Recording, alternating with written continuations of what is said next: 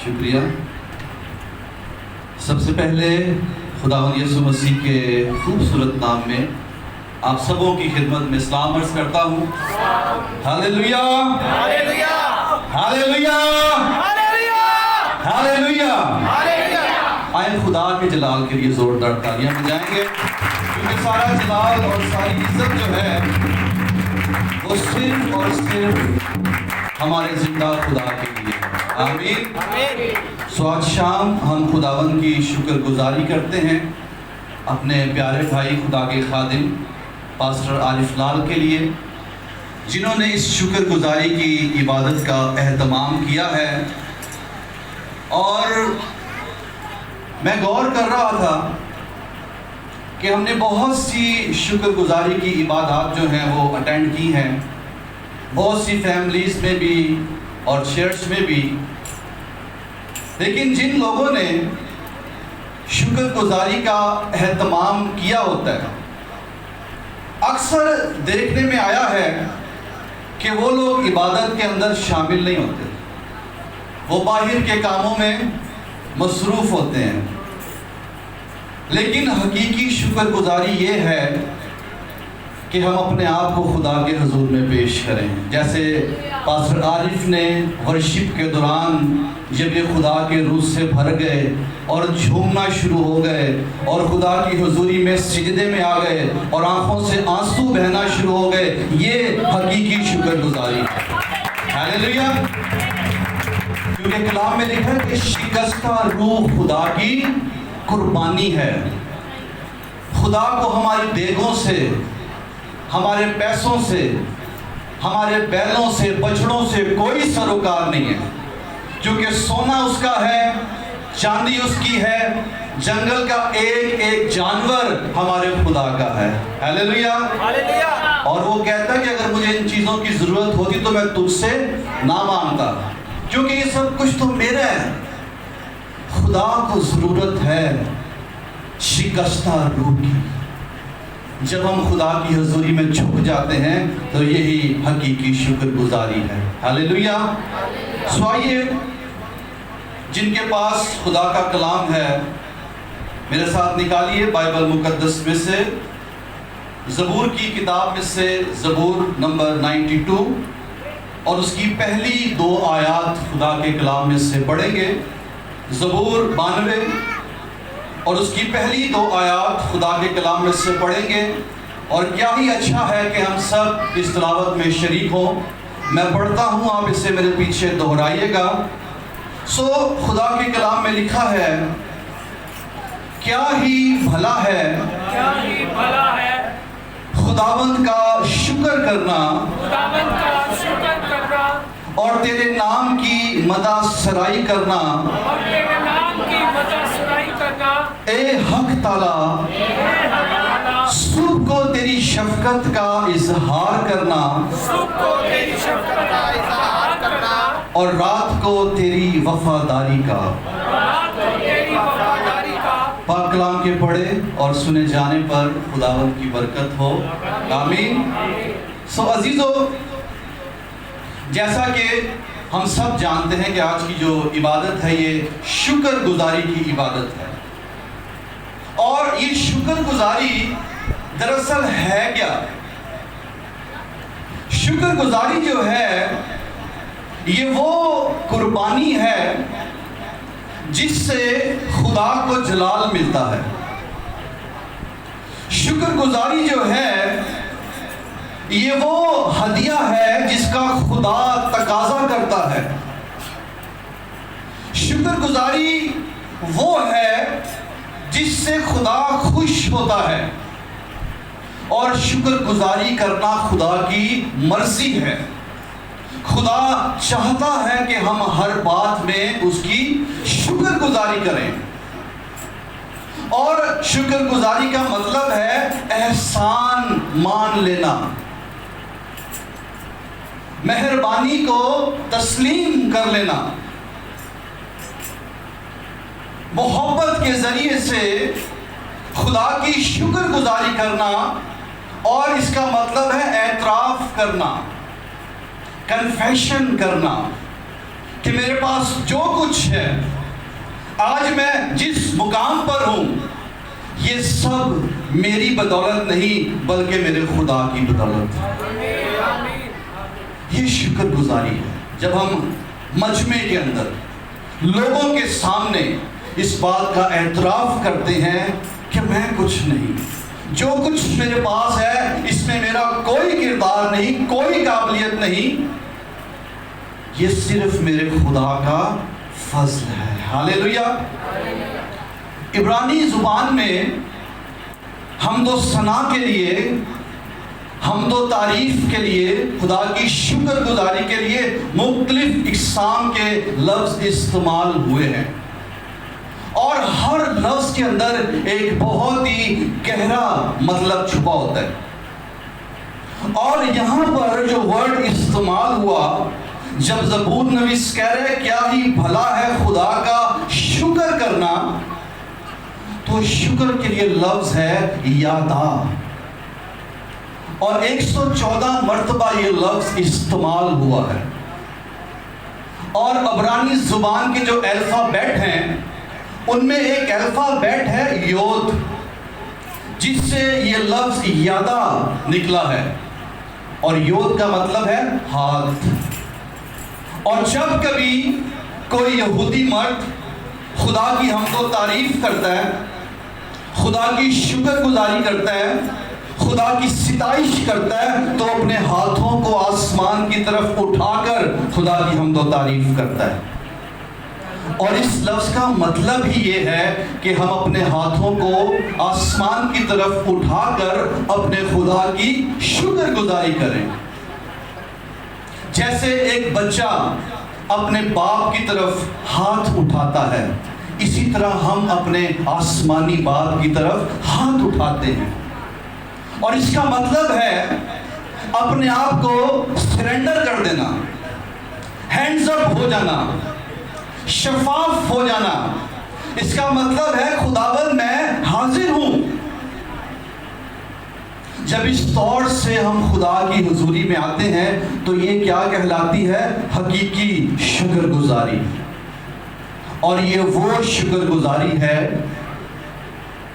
جو حالات بدل دیتی ہے۔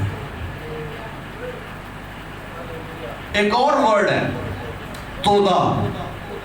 اس کا مطلب ہے کہ جب ہم شکر گزاری کرتے ہیں تو شکر گزاری کے اندر ہم قربانی چڑھاتے ہیں، یعنی کہ ہمیں قیمت ادا کرنی پڑتی ہے۔ اور یہ قیمت جو ہے اس میں روپیہ پیسہ شامل نہیں ہے۔ جو میں نے بات پہلے کہی اس میں ہماری روح شامل ہے، شکستہ روح، شکستہ دل۔ جب ہم شکستگی کے ساتھ اپنے خدا کی حضوری میں جھکتے ہیں تو یہ حقیقی شکر گزاری ہوتی ہے۔ جب ہم حالات سے نظریں ہٹا کر، ارد گرد کے لوگوں سے، ارد گرد کے ماحول سے نظروں کو ہٹا کر خدا پر نگاہیں لگا کر اپنے ہاتھوں کو اٹھا لیتے ہیں اور اس کی حضوری میں جھک جاتے ہیں، یہ شکر گزاری ہے۔ اور ایسی شکر گزاری کو خدا پسند کرتا ہے، اور ایسی ہی شکر گزاری کا خدا کیا کرتا ہے؟ تقاضا بھی کرتا ہے۔ اور یہ وہ شکر گزاری ہے جو حالات کو بدل دیتی ہے۔ اور یہ شکر گزاری پتہ کس نے کی تھی؟ یہ جو ورڈ میں نے آپ کے سامنے بیان کیا تودا، یہ شکر گزاری یونا نبی نے کی تھی، اور اس وقت کی تھی جب وہ مچھلی کے پیٹ میں تھا۔ حوالہ پڑھ لیجئے گا یونا کی کتاب، اس کے 2 باب کی 9ویں آیت میں، اور آپ سب اس کی کہانی سے واقف ہیں کہ کیوں یہ مچھلی کے پیٹ میں تھا۔ ہم سب جانتے ہیں خدا نے اسے ایک حکم دیا، خدا نے اسے بھیجا کہ جا کر نینوا میں منادی کرے، لیکن یہ وہاں جانے کے بجائے ترسیس کو نکل گیا۔ اس نے خدا کی نافرمانی کی، اور جب خدا کی نافرمانی کی تو یہ مچھلی کے پیٹ میں پہنچ گیا، اور جب مچھلی کے پیٹ میں تھا اور ہر طرف موت ہی موت، تاریکی ہی تاریکی، کوئی امید نہیں، کچھ نظر نہیں آ رہا، ایسی صورتحال میں خدا کا بندہ، خدا کا نبی خدا کی حمد کرتا ہے، خدا کی شکر گزاری کرتا ہے۔ وہ اپنی نگاہوں کو مچھلی کے پیٹ میں اندرونی نظام پر نہیں بلکہ اپنے زندہ خدا پر لگاتا ہے، اور وہ اس بات کو سمجھتا ہے، وہ اس بات کو جانتا ہے کہ اگرچہ حالات ٹھیک نہیں ہیں، صورتحال بگڑی ہوئی ہے، لیکن جب میں خدا کی شکر گزاری کروں گا تو خدا حالات کو بدل دے گا۔ اور جب اس نے شکر گزاری کی ہے تو ہم جانتے ہیں خدا نے مچھلی کو حکم دیا اور مچھلی نے اسے زمین پر اگل دیا۔ ہاللیلویا۔ اور یہ بھائی اس کو صرف گھماؤ جلدی سے، فوراً، ہاں بس، اوکے۔ تو جب اس طور سے اس نے مچھلی کے پیٹ میں شکر گزاری کی ہے تو خدا کو یہ شکر گزاری اتنی پسند آئی، خدا نے اس شکر گزاری کی قربانی کو اتنا پسند کیا، خدا اتنا خوش ہوا کہ خدا نے مچھلی کو حکم دیا اور مچھلی نے یونا کو زمین پر اگل دیا، اور وہ زندہ سلامت مچھلی کے پیٹ سے باہر نکل آیا۔ اور جو خدمت خدا نے اسے دی تھی، جس منصوبے کے تحت خدا نے اسے بھیجا تھا، خدا نے اس مقصد کے لیے اسے پھر سے استعمال کیا، اور اس نے وہاں پر جا کے منادی کی اور وہاں کے لوگوں نے توبہ کی۔ کب؟ جب یونا نے۔ ہم شکر گزاری اس وقت کرتے ہیں جب حالات ٹھیک ہوتے ہیں، ہم شکر گزاری اس وقت کرتے ہیں جب آسمان کھلا ہوتا ہے، برکتوں پر برکتیں ہم پر برس رہی ہوتی ہیں، ہم اس وقت شکر گزاری کرتے ہیں۔ لیکن شکر گزاری جو حقیقی شکر گزاری ہے، یہ اس وقت بنتی ہے جب حالات خراب ہوں، جب حالات بگڑے ہوں، جب ہوا مخالف ہو، جب طوفانوں نے گھیرا ہو، جب آگے سمندر اور پیچھے فرعون کے رتھ ہوں، اس وقت شکر گزاری بنتی ہے۔ اور جب اس وقت شکر گزاری کی جاتی ہے تو پھر آپ جانتے ہیں خدا کیا کرتا ہے۔ خدا سمندروں میں سے بھی راستے بنا دیتا ہے، خدا طوفانوں کو بھی تھما دیتا ہے، خدا پہاڑوں کو بھی میدان کر دیتا ہے، خدا خشک چٹانوں کو چھید کر پانی کی ندیاں جاری کر دیتا ہے، خدا آسمانوں سے من برسانا شروع کر دیتا ہے، خدا مچھلیوں کو حکم دیتا ہے اور وہ خدا کے لوگوں کو باہر پھینک دیتے ہیں۔ کب؟ جب ہم شکر گزاری کرتے ہیں۔ تو یونا نبی نے اس طور سے جب خدا کی شکر گزاری کی تو خدا نے مچھلی کو حکم دیا۔ آج بھی بہت سے خدا کے لوگ ہیں جو خدا سے دور ہونے کے سبب سے، خدا کی نافرمانی کرنے کے سبب سے، بہت سی اقسام کی مصیبتوں اور آزمائشوں اور مشکلات کی مچھلیوں کے پیٹ میں ہیں، لیکن خدا انہیں وہاں سے نکالنا چاہتا ہے۔ اور جب ہم سرنڈر کر دیتے ہیں، جھک جاتے ہیں، شکستہ دل ہو جاتے ہیں، پرستش اور شکر گزاری کرنا شروع کر دیتے ہیں، تو پھر خدا حکم دیتا ہے، حالات بدل جاتے ہیں۔ ہاللیلویا۔ پاسٹر عارف ہمارے بھائی بھی ہیں، ہمارے ہم خدمت بھی ہیں، ہمارے دوست بھی ہیں۔ گزرے دنوں جو کچھ ان کی زندگی میں ہوتا رہا ہمارے سامنے تھا، اور ہم سب مل کر دعا بھی کرتے رہے، شکر گزاری بھی کرتے رہے، اور ہم جانتے ہیں کہ خدا نے اپنے بندہ کی زندگی میں ایک بہت بڑا کام کیا، اور آج وہ اپنی پوری فیملی کے ساتھ، اپنے عزیزوں کے ساتھ مل کر خدا کی شکر گزاری کر رہے ہیں، اور خدا ایسی شکر گزاری کو قبول کرتا ہے۔ زبور 92 میں ہم نے پڑھا کیا ہی بھلا ہے خدا کا شکر کرنا. بھلا ہے. بھلا کا کیا مطلب ہے؟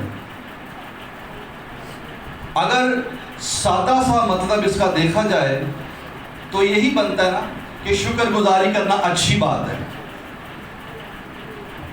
سمپل. لیکن جب اس ورڈ کو، یہ جو ورڈ ہے بھلا، اسے میں اصل متن میں جب میں نے عبرانی میں چیک کیا تو انگلش میں تو ورڈ گڈ ہے، لیکن عبرانی میں لفظ ہے توب، جس کا مطلب ہے اچھا، بہترین، خوشگوار، تازگی، محفوظ کرنا، قبضہ کرنا اور فائدہ مند. اور زبور نویس جب یہ کہہ رہا ہے کہ کیا ہی بھلا ہے خدا کی شکر گزاری کرنا، تو وہ یہ کہہ رہا ہے کہ کیا ہی فائدے مند ہے، کیا ہی بھلائی چھپی ہوئی ہے اس بات میں، کس قدر شادمانی ہے، تازگی ہے، خوشگواری ہے اس کام میں جب ہم خدا کی شکر گزاری کرتے ہیں. ہم شکر گزاری کر کے خود کو محفوظ کرتے ہیں. ہم شکر گزاری کر کے خدا کی برکتوں کے اوپر قبضہ کر لیتے ہیں جب ہم خدا کی شکر گزاری کرتے ہیں. بہت ہی خوبصورت ورڈ ہے اور بہت ہی خوبصورت اس کا مطلب ہے. جب ہم شکر گزاری کرتے ہیں تو شکر گزاری جو ہے یہ ہماری روح کو تازگی سے بھرتی ہے، یہ ہماری جان کو شادمانی سے بھرتی ہے، اور ہمارا موڈ جو ہے، ہمارا مزاج جو ہے یہ خوشگوار ہو جاتا ہے. کس کے سبب سے؟ شکر گزاری کرنے کے سبب سے. اور اس کا میں نے ایک مطلب بتایا، یہ بھی ہے محفوظ کرنا. اور کن چیزوں سے ہم محفوظ ہوتے ہیں جب ہم شکر گزاری کرتے ہیں؟ تو پہلی بات، جب ہم خدا کی شکر گزاری کرتے ہیں تو جو سب سے پہلی بات ہے وہ یہ ہے، ہم بیماریوں سے محفوظ ہو جاتے ہیں. کیونکہ امثال کی کتاب میں لکھا ہے، شادمان دل شفا بخشتا ہے اور افسردہ دلی ہڈیوں کو خشک کر دیتی ہے. تو شکر گزاری جب ہم کرتے ہیں تو ہمارا دل شکر گزاری، شادمانی، تازگی سے بھر جاتا ہے. اور یہ تازگی جو ہے، یہ شادمانی جو ہے ہماری پوری باڈی کے اندر ہیلنگ کا کام کرتی ہے، شفا کا کام کرتی ہے. ہم تندرست اور توانا رہتے ہیں. کب؟ جب ہم شکر گزاری کرتے ہیں. اور دوسری بات، ہم جھگڑوں سے بھی محفوظ رہتے ہیں. آپ کو پتہ ہے زیادہ تر وہ لوگ جھگڑا کرتے ہیں جو اندر سے افسردہ ہوتے ہیں، جو اندر سے مایوس ہوتے ہیں، جن کے اندر کوئی خوشی، کوئی شادمانی نہیں ہوتی. لیکن جن کے اندر شادمانی ہوتی ہے، جو خوشی سے بھرے ہوتے ہیں، جن کے مزاج میں تازگی ہوتی ہے، جن کی روح میں تازگی ہوتی ہے، وہ کبھی بھی جھگڑا نہیں کرتے، وہ ہمیشہ خوش رہتے ہیں. ہاللیلویا. تو شکر گزاری ہمیں بیماریوں سے بھی محفوظ رکھتی ہے اور جھگڑوں سے بھی محفوظ رکھتی ہے. آج خاندانوں میں، رشتوں میں ٹوٹ پھوٹ ہے، جھگڑے ہیں، دوریاں ہیں، ناراضگیاں ہیں. لیکن جب ہم شکر گزاری کرنا شروع کر دیں گے تو یہ دوریاں ختم ہو جائیں گی، یہ ناراضگیاں ختم ہو جائیں گی، اور وہ رشتے جو ٹوٹ رہے ہیں، دور جا رہے ہیں، وہ پھر سے بحال ہونا شروع ہو جائیں گے. کیونکہ شکر گزاری ہمیں ان چیزوں سے محفوظ کرتی ہے. سو کیا ہی بھلا ہے خدا کا شکر کرنا. اور پھر اس کا ایک اور فائدہ، اس کا میں نے مطلب بتایا تھا، اس کا مطلب ہے قبضہ کرنا بھی ہے. ہم خدا کی نعمتوں پر، خدا کی برکتوں پر شکر گزاری کر کے قبضہ کر لیتے ہیں. یہ وہ قبضہ نہیں جو قبضہ گروپ والے کرتے ہیں. یہ وہ قبضہ ہے جو قیمت ادا کر کے کوئی پراپرٹی کا قبضہ لیا جاتا ہے. پراپرٹی کی زبان میں اسے پوزیشن کہتے ہیں. تو جب ہم خدا کے حضور میں شکر گزاری کرتے ہیں، شکستہ دل شکستہ روح ہو جاتے ہیں، تو پھر ہم خدا کی برکتوں پر نعمتوں پر قبضہ کر لیتے ہیں.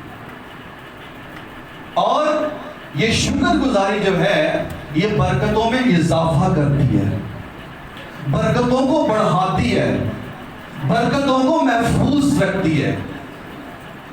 اور پھر جب ہم شکر گزاری کرتے ہیں، شکر گزاری ایک اور بھی بڑا ہی خوبصورت کام کرتی ہے، وہ یہ شکر گزاری چیزوں کو پاک کر دیتی ہے.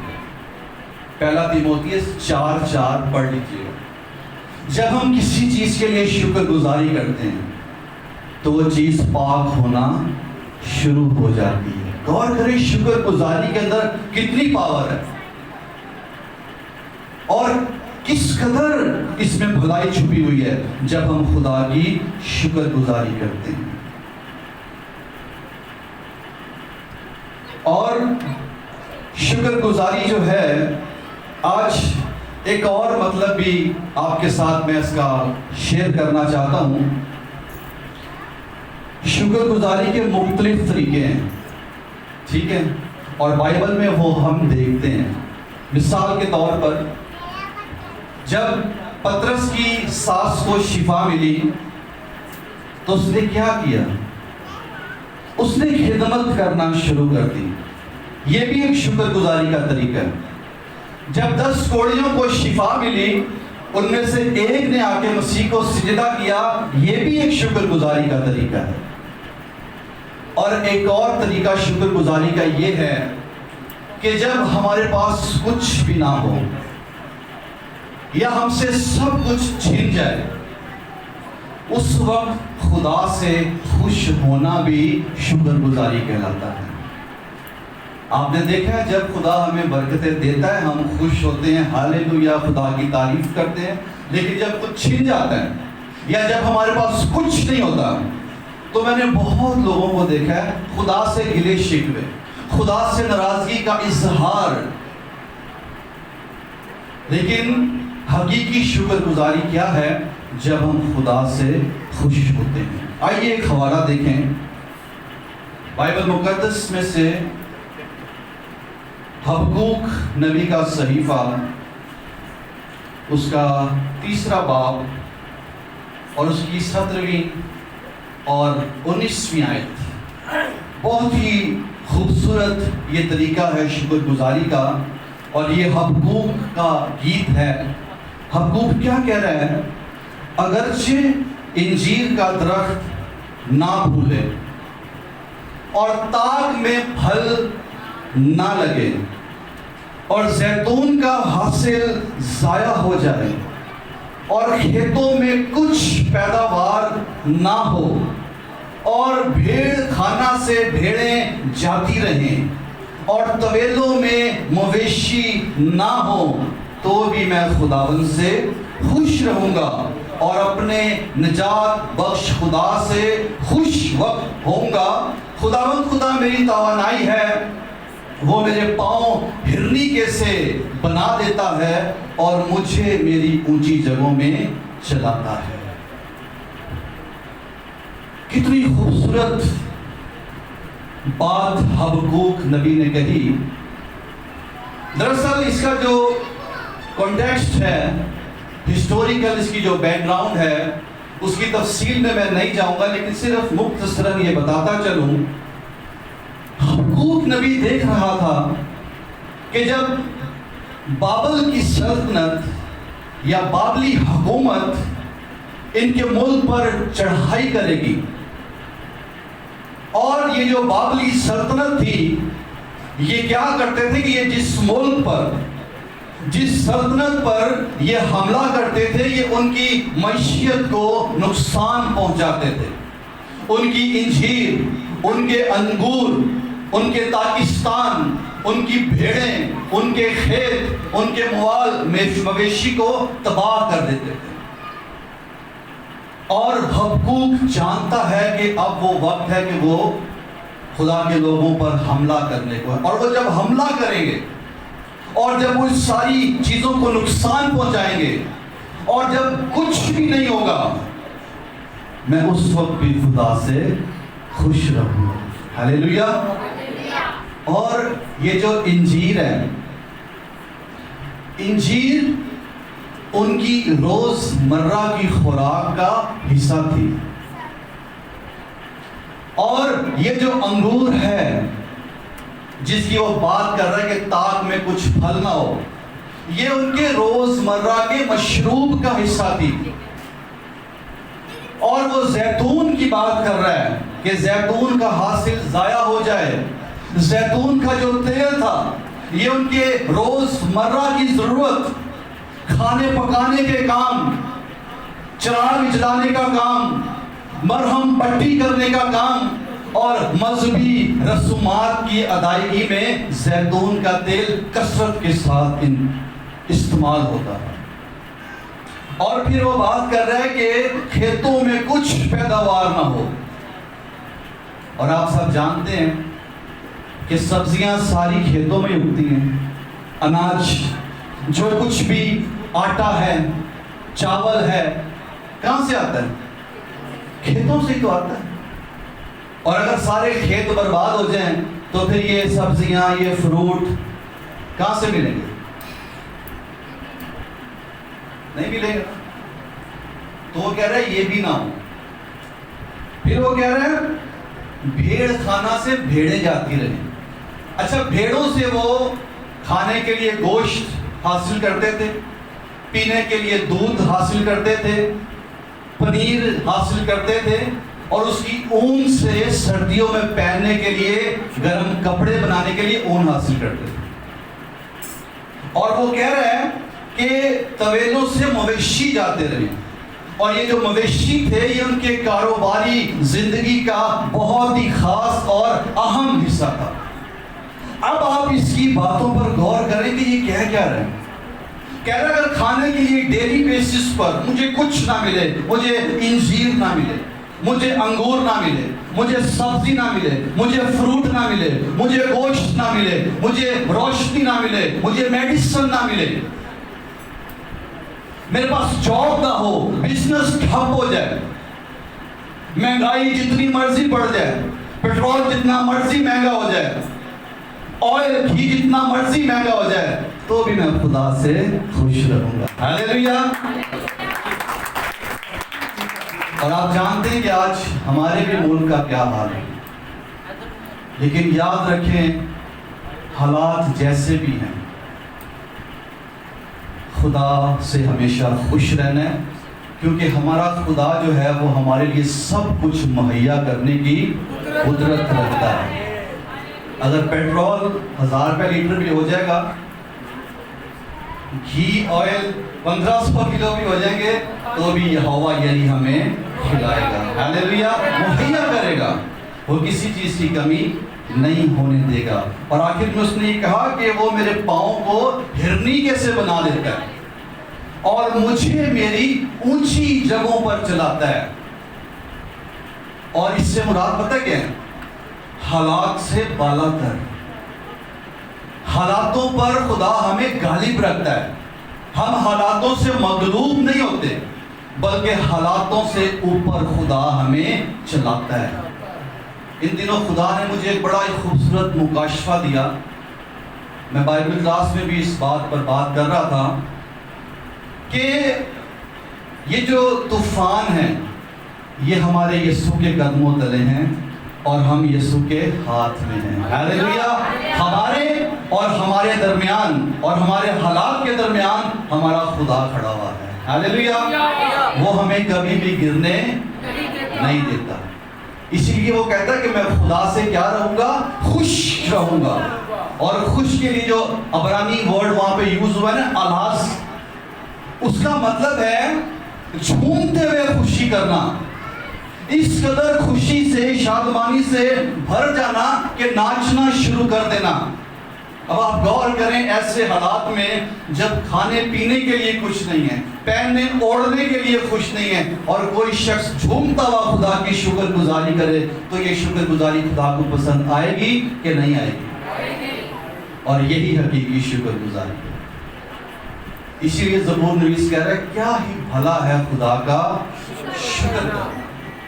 اور آج ہم سب یہاں پر اکٹھے ہیں، خدا کی شکر گزاری کر رہے ہیں، اور ہمارا ایمان ہے کہ خدا اس شکر گزاری کی قربانی کو اپنے حضور میں مقبول ٹھہرائے گا، اور اپنے آسمان کو کھول کر خدا اور برکتوں کو جاری کرے گا۔ ہاللیلویا۔ تو آئیے اپنے سروں کو جھکائیں، اپنی آنکھوں کو بند کریں، اور ہم سب خدا کی شکر گزاری کرنا شروع کر دیں۔ ہاللیلویا۔